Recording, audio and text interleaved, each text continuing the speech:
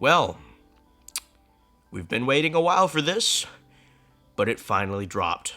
Update 3 has been released, and I have completed it, and I'm here to give you my thoughts. So the way this update starts is that the game tells you you're gonna find this portal on Oranos Island, and, well, if you go right to the spawn area, it's literally just to the right, just turn to your right, and you'll see it right there. And once you hop in, this new story begins.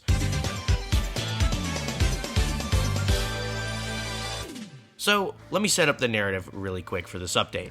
So the idea is that, of course, this takes place right after Rhea and Sonic's friends sacrificed their cyber forms so that Sonic's cyber corruption could be tamed. That's the idea. But basically, Sage interrupts Sonic and is like, okay, we got a new game plan. So she basically tells him that Amy, Tails, and Knuckles, his friends, they can go collect the Chaos Emeralds, while Sonic uses this time to unlock the untapped power in the cyber corruption. So that's how the story kicks off, and actually, I really think this is a really cool story. This actually is something very interesting to me, because if we look at other Sonic games where there were playable characters, right? The playable characters definitely played a role, right? Like they had a purpose. They definitely added to the game, like in a narrative sense, they actually added to the story.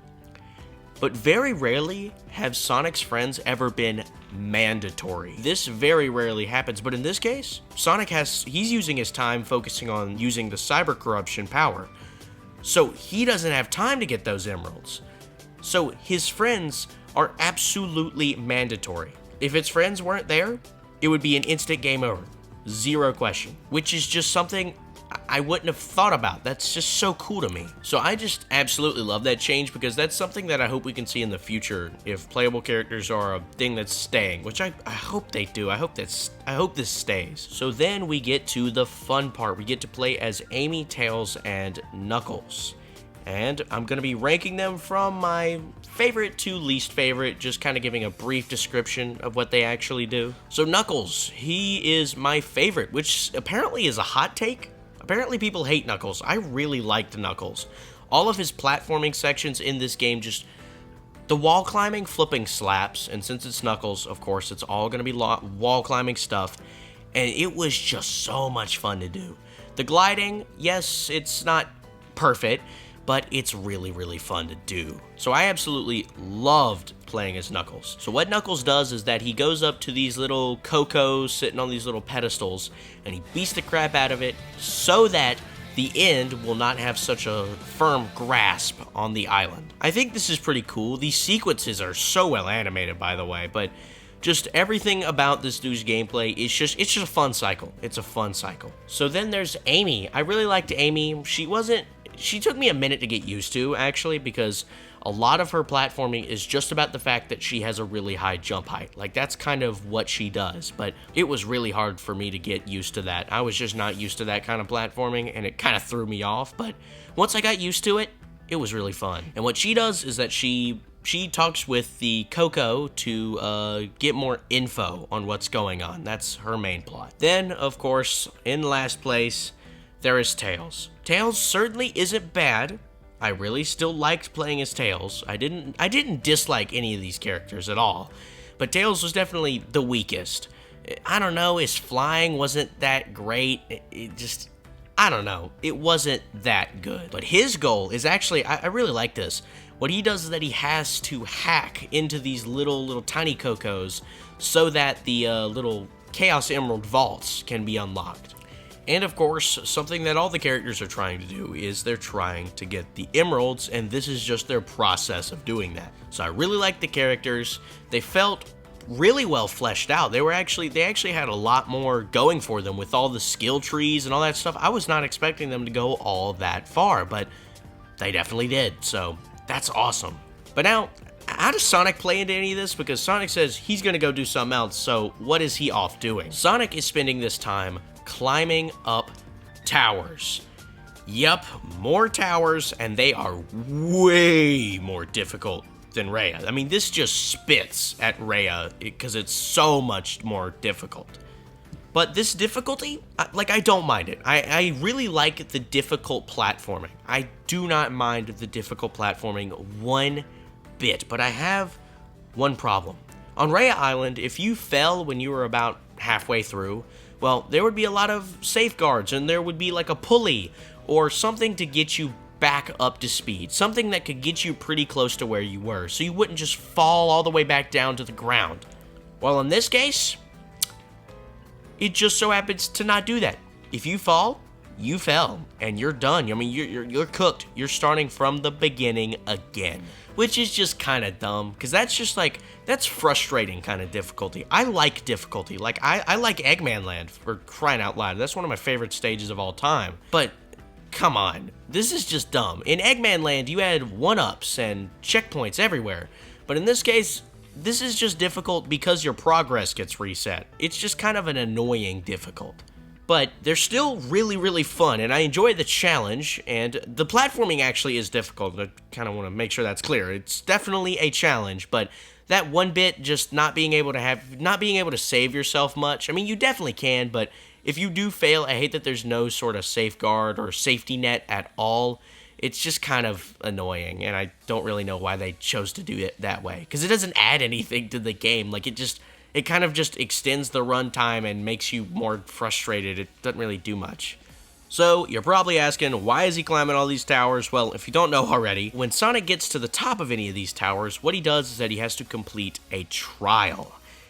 These are pretty cool, I won't lie. They're basically combat challenges so that you can prove that you're worthy of the cyber powers. Basically what it is. The lore is kind of lame, I'm not gonna lie, it's kind of funny, but like, this is still really cool. And also, I love this room that it takes place in. Like, dang, this is dope. I love this. This is so flippin' cool. But those are the main towers. There is one final tower, and it is relentless.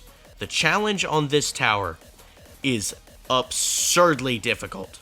I had to set my game to easy mode just to get past this. What it is that you have to fight all of the Titans, but there's just a little new mechanic they decided to throw in right now, and it is called the perfect parry. This is a mechanic they just kind of slid in at the last minute, and it is kind of ridiculous because it is hard to get used to.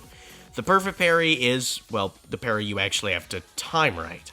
And I just pray that you're not playing on hard difficulty, because the amount of time that you get to actually time to parry, like the actual time that you hold it down, I'm pretty sure that crap is like maybe 3 or 4 frames if you're lucky. Like, you have to perfectly time it. But if you do change the difficulty down to easy mode, on easy mode you about get probably around a second or so, just as an estimate. But yeah, even with 1 second, it was still a little bit weird to get used to, particularly with Wyvern. I mean, I'm used to just holding down that crap, because Wyvern is busted with that normal parry. But now that it's difficult, whoo, these bosses will smoke you. Yeah, I was not ready for the absolute hands that these Titans had with this new constraints. But once you get through that means that everything is done. If you've gotten to that point, that means you've gotten all 6 of the emeralds. Eggman actually has the last one. Then you've unlocked the cyber power, and everything is ready to go. So, as you can probably tell, the last thing we have to do is fight the final boss. That's right, get your supersonic out. Here we go. I am so excited.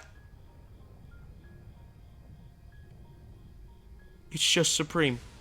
It's just Supreme. I'm gonna be honest, this was such a jump scare. This actually worried me. I was like, wait, did they not change much? Because it was the same opening and it kind of freaked me out. But the way they did it is that you actually have to fight the original Supreme from the original game, same exact thing, 0 changes, then the new stuff kicks in. And oh boy, they cooked. This new form for Supreme is flipping dope, but it's also really eerie. Like, dude, look at his legs. Ooh.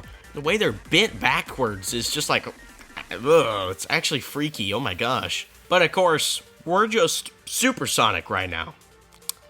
That ain't gonna cut it. So it's time for Supersonic 2.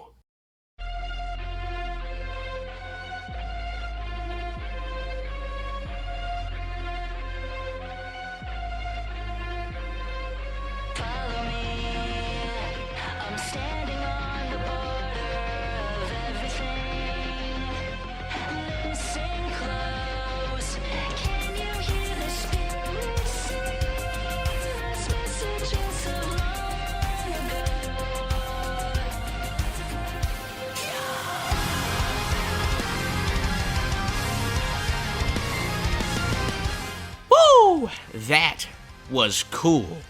But what does this new Supersonic have to offer? Well, truthfully, it's no other moves, which isn't the coolest thing ever, but it does actually make one change. You are forced to use the perfect parry, which is absolutely amazing. I complained a little bit about the perfect parry, but that was only when it was a new mechanic, when it was just thrown out of nowhere. But once you get used to this perfect parry, oh boy, this is how it should have been from the start. I was always on the side of, like, maybe you shouldn't make the parry that difficult. Like, it's not that bad, but okay, it was that bad. This crap is way better. Like, I thought having to perfectly time the parry just wouldn't fit in this game. But it works really, really, really well. Even on hard difficulty. I can fight this fight on hard difficulty at any day, dude. So all of that is awesome, but the boss isn't perfect. It's got one issue, which really isn't the boss itself, but it's that the game doesn't really tell you what you're meant to do.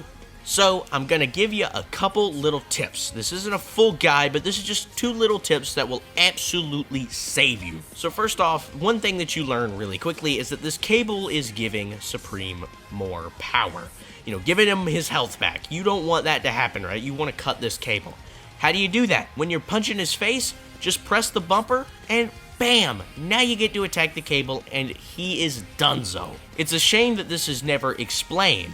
Most of the time people ended up doing this because they tried to parry but ended up just pressing a bumper. Or the other way around, you can actually use the dodge to cancel attacks. So if you cancel an attack but don't use another attack, you'll change what you're locked onto. So yeah, the only way that people could seem to do this is just on pure accident.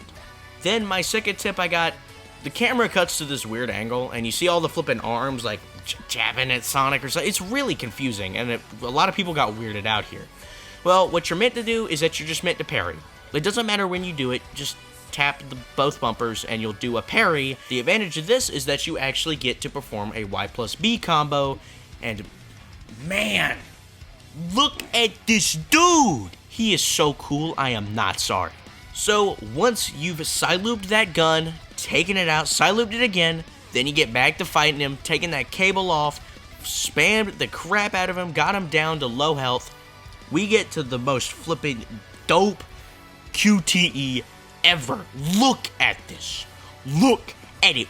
Absorb it into your eyeballs. It is just so unfathomably raw, dude. I ain't got words to describe this. Like, the dictionary just ain't doing me any favors right now. I just cannot describe this. So after that, Sonic literally gets loaded into his rifle. Then, oh my gosh, another awesome moment. The music kicks into overdrive. The bass goes insane. And Sonic goes full cyber corruption. Like, full cyber Sonic. And good grief, everything about this just collides perfectly. It is so well executed. Eggman pulls up with the gun, he aims it, and bam! Sonic gets shot off like the flippin' laser wisp, and then he strikes straight through Supreme, and then straight through the end. And that is the end of the fight. And once Sonic falls down back to Earth, that's the end of the game. And wow, this update was incredible. I've seen a lot of people saying they were disappointed by this, and I just don't know how to wrap my head around that idea. A, it was just really good, and B, this was 5 hours of free content, my brother in Christ. Like, dude, even if it ain't that fun, how are you not happy with this, bro? Like, I just don't understand. While I may love this update with a passion, it surely isn't perfect, and I would probably just give it an 8.5. It was really, really good. It wasn't perfect, but it was still very, very good, and it has improved the game so very much. And I would say this update alone takes Sonic Frontiers from being like what people have said, a 7 or maybe a 7.5 to an 8 if you're lucky. It's taken it straight to a 9 out of 10 on quality for me. but truthfully, I do think it is that high, and you could totally disagree with me, and I'd actually like to hear what you think. I just want to hear whatever your thoughts are, because that interests me a lot, and I like responding to comments, whatever you guys have to say. That's fun for me to see. And so, I will see you guys next time. Goodbye.